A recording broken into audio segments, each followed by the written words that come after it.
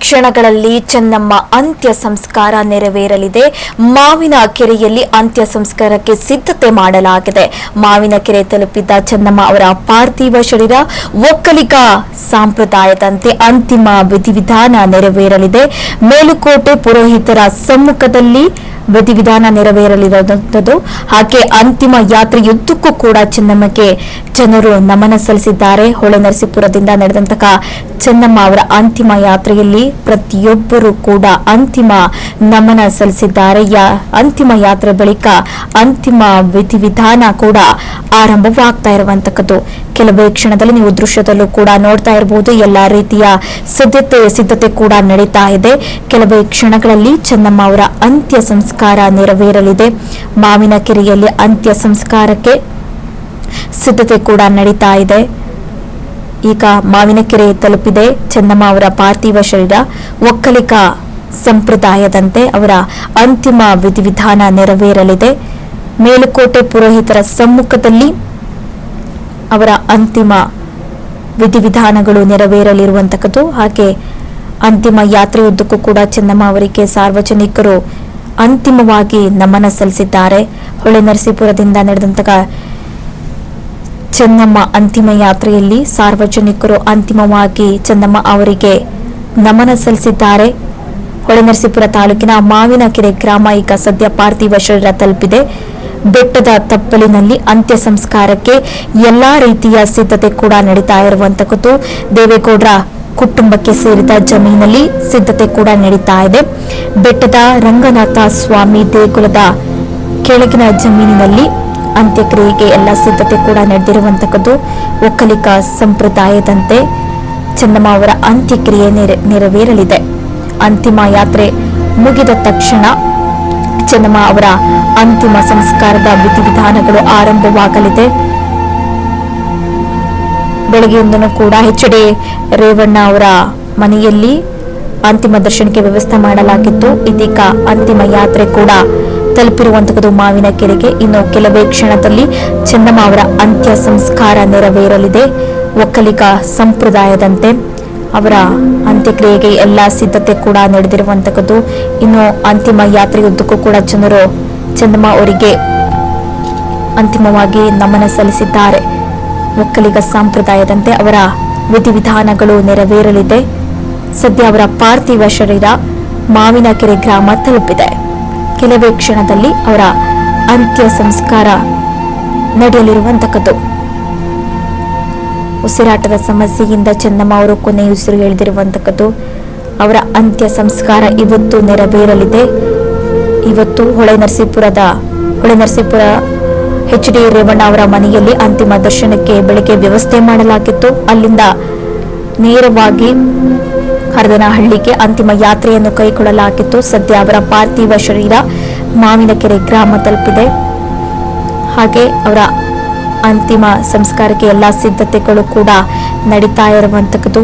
ಒಕ್ಕಲಿಗ ಸಂಪ್ರದಾಯದಂತೆ ಅವರ ಅಂತಿಮ ವಿಧಿವಿಧಾನಗಳು ನೆರವೇರಲಿದೆ. ರಸ್ತೆಯುದ್ದಕ್ಕೂ ಕೂಡ ಸಾರ್ವಜನಿಕರು ಚೆನ್ನಮ್ಮ ಅವರಿಗೆ ಕೊನೆಯದಾಗಿ ನಮನ ಸಲ್ಲಿಸಿದ್ದಾರೆ. ನೀವು ದೃಶ್ಯದಲ್ಲೂ ಕೂಡ ಗಮನಿಸ್ತಾ ಇರಬಹುದು. ಇಷ್ಟು ಜನ, ಸಾವಿರಾರು ಜನ ಸೇರಿದ್ದಾರೆ. ಸದ್ಯ ಅವರ ಪಾರ್ಥಿವ ಶರೀರ ಹರದನಹಳ್ಳಿಗೆ ತಲುಪಿದೆ. ಕೆಲವೇ ಕ್ಷಣದಲ್ಲಿ ಚೆನ್ನಮ್ಮ ಅವರ ಅಂತ್ಯ ಸಂಸ್ಕಾರ ನಡೆಯಲಿದೆ.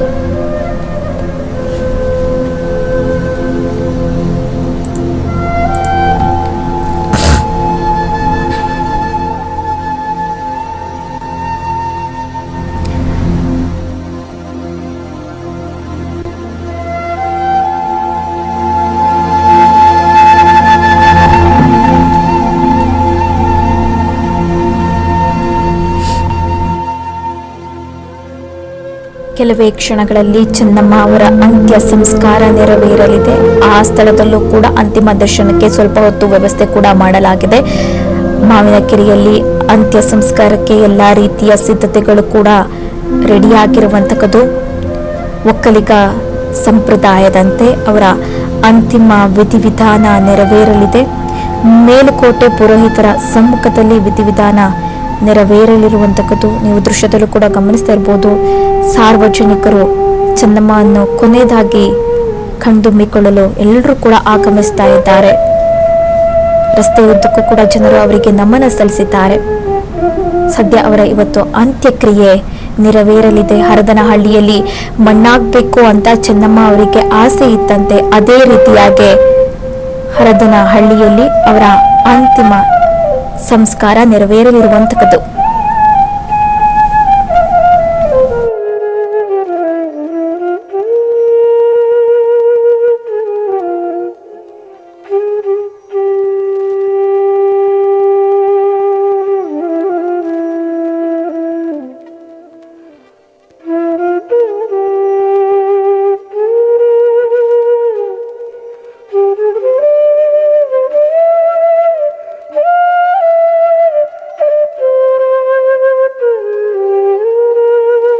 ಇರಬಹುದು. ಹರದನಹಳ್ಳಿಗೆ ಚೆನ್ನಮ್ಮ ಅವರ ಪಾರ್ಥಿವ ಶರೀರ ತಲುಪಿದೆ. ಸಾವಿರಾರು ಜನರು ಆಗಮಿಸಿದ್ದಾರೆ ಅವರನ್ನು ಕೊನೆಯದಾಗಿ ಕಣ್ತುಂಬಿಕೊಳ್ಳಲು. ಬಹಳ ಸರಳ ವ್ಯಕ್ತಿಯವರು, ಯಾವುದೇ ಆಡಂಬರ ಇದ್ದಿಲ್ಲ ಅವರಿಗೆ. ಯಾರ ಮನೆಗೆ ಹೋದ್ರೂ ಕೂಡ ಊಟ ಮಾಡ್ದೇನೆ ಕಳಿಸ್ತಾ ಇದ್ದಿಲ್ಲ ಅಂತ, ಅಷ್ಟು ಸರಳ ಜೀವಿ ಅವರಿಗೆ.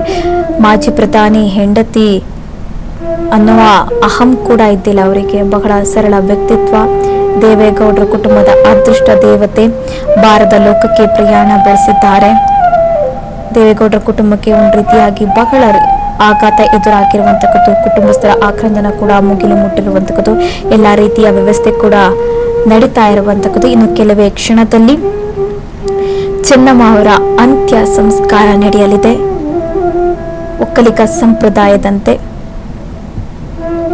ಅವರ ಅಂತಿಮ ವಿಧಿವಿಧಾನ ನೆರವೇರಲಿದೆ. ಇನ್ನು ಪಲ್ಲಕ್ಕಿ ಕೂಡ ಆಗಮಿಸಿರುವಂತದ್ದು ನೀವು ದೃಶ್ಯದಲ್ಲೂ ಕೂಡ ನೋಡ್ತಾ ಇರಬಹುದು. ಪಲ್ಲಕ್ಕಿಯಲ್ಲಿ ಮೆರವಣಿಗೆ ಮಾಡಿ ನಂತರ ಅವರ ಅಂತ್ಯ ಸಂಸ್ಕಾರ ನೆರವೇರಲಿದೆ. ಮೇಲುಕೋಟೆ ಪುರೋಹಿತರ ಸಮ್ಮುಖದಲ್ಲಿ ವಿಧಿವಿಧಾನ ನೆರವೇರಲಿದೆ. ರಸ್ತೆಯುದ್ದಕ್ಕೂ ಕೂಡ ಚೆನ್ನಮ್ಮ ಅವರಿಗೆ ಜನರು ಅಂತಿಮ ನಮನ ಸಲ್ಲಿಸಿರುವಂತಕ್ಕದ್ದು. ಹೊಳೆನರಸೀಪುರದಿಂದ ಹರದನಹಳ್ಳಿಯವರೆಗೆ ಅಂತಿಮ ಯಾತ್ರೆ ಕೈಗೊಳ್ಳಲಾಗಿತ್ತು. ಬೆಳಗ್ಗೆ ಅಂತಿಮ ದರ್ಶನಕ್ಕೆ ಎಚ್.ಡಿ.